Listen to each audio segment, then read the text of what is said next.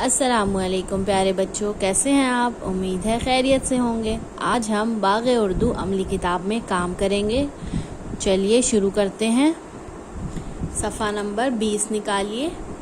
यहाँ पर हमने रा से अल्फाज बनाने हैं। देखिए ये क्या है। इसको तो हम खाते भी हैं।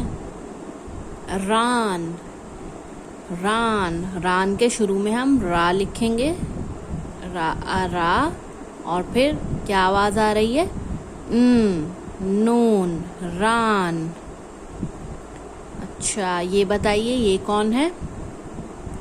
ये है रानी। देखिए इसने कितने ज्यादा जेवर पहने हुए हैं और ताज भी पहना हुआ है, तो ये रानी है।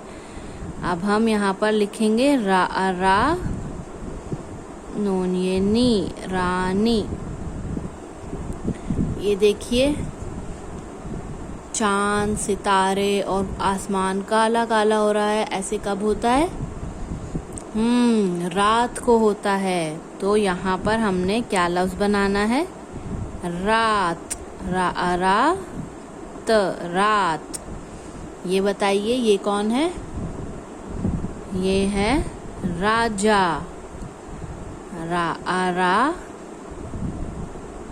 आजा, राजा। रान, रानी, रात, राजा। आपने भी ऐसे ही पूरा सफ़ा करना है। अल्लाह हाफिज।